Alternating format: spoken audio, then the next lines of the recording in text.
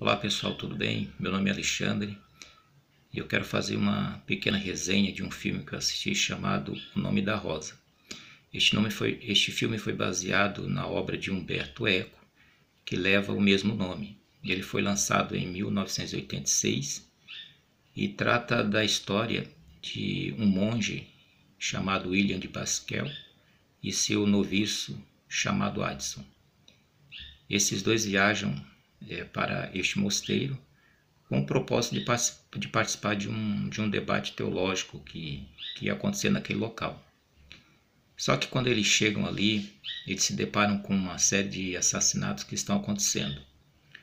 Mortes misteriosas que não têm explicação e que estão apavorando, aterrorizando aqueles monges de uma forma em geral.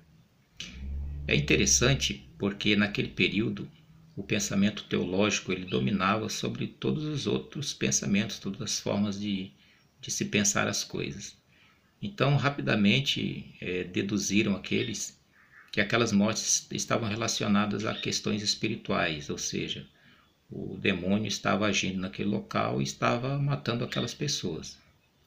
Só que este monge, William de Baskerville, ele tem um pensamento diferente dos demais. Ele era franciscano e ele era muito voltado ao pensamento filosófico, teológico, um pensamento filosófico racional.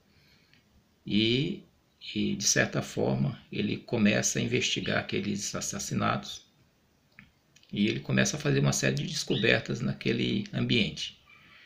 É uma certa rivalidade começa a acontecer ali, pois entra em choque já de imediato o pensamento lógico, racional daquele monge com o pensamento daqueles outros que ali viviam, né?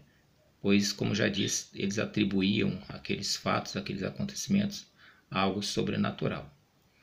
E na medida que isso vai acontecendo, percebe-se uma série de questões que predominavam naquele período, como, por exemplo, a questão do riso, a prática de rir, né, que hoje é tão comum para nós, naquele período era algo que ainda estava em discussão. Qual que era a discussão? Rir era bom ou não era bom? Era certo ou era errado? Então era uma discussão que predominava naquele período da Idade Média. Então na Igreja Católica existia essa discussão. Uma ala mais conservadora da Igreja dizia que era errado, que não se podia rir, principalmente o monge, que tinha uma disciplina bem severa, bem voltada para a religião. Então existia essa questão. E com base nisso é que aqueles assassinatos estavam acontecendo. No decorrer do filme se percebe isso. E um dos monges mais proeminentes naquele local, mais respeitado, que de fato estava cometendo esses assassinatos. Por quê? Porque ele entendia que a prática do riso ela desestabilizava a fé do monge, ela colocava em xeque a sua devoção a Deus, os seus votos que ele tinha feito no passado. Então, de certa forma, a prática do riso satirizava os dogmas da igreja ou os costumes da igreja e poderia colocar em risco a própria permanência ou controle da igreja sobre o pensamento que predominava, sobre o controle das massas. Então, tudo aquilo que colocava ou que trazia uma ameaça à predominância da igreja era rapidamente considerado como inimigo da igreja e algo a ser perseguido. Então é nesse contexto que o filme vai acontecendo. E outras questões também predominantes naquele período são abordadas nesse filme, como por exemplo a condição da mulher, né, que era vista como uma pessoa que precisava tomar cuidado com ela. E, inclusive vem a questão das bruxas da Igreja Católica naquele período queimar muitas mulheres, acusando-as de bruxaria. Isso também é relatado e é mostrado no filme.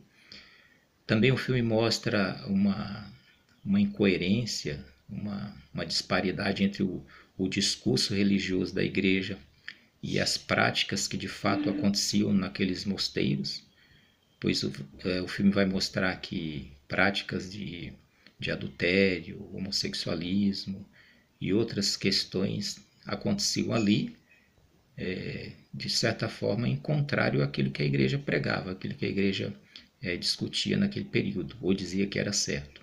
Então tudo isso é relatado, é mostrado naquele filme.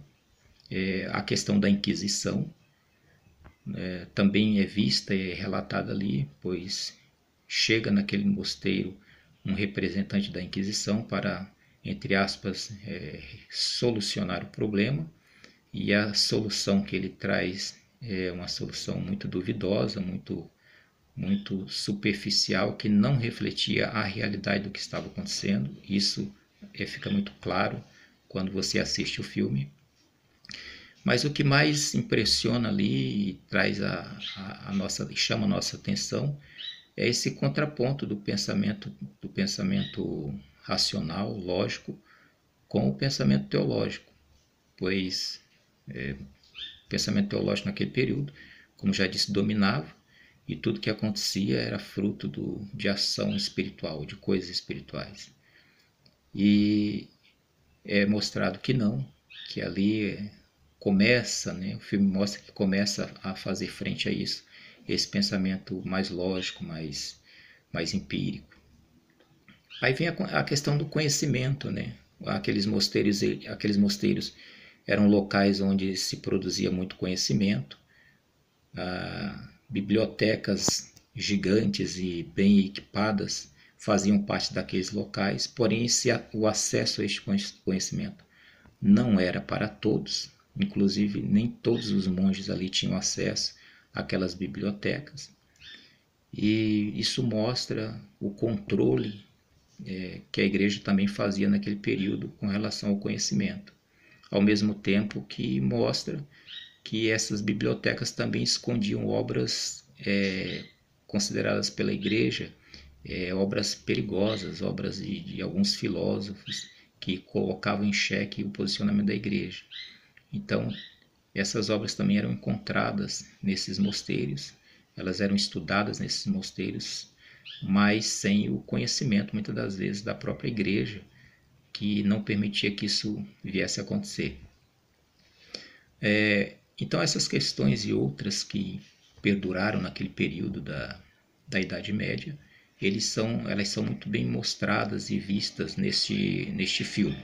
Então, vale a pena ver o filme, é interessante e eu recomendo que você assim o faça. Repito, o nome do filme é O Nome da Rosa, baseado na obra de Umberto Eco, que leva o mesmo nome. É isso aí, pessoal. Obrigado.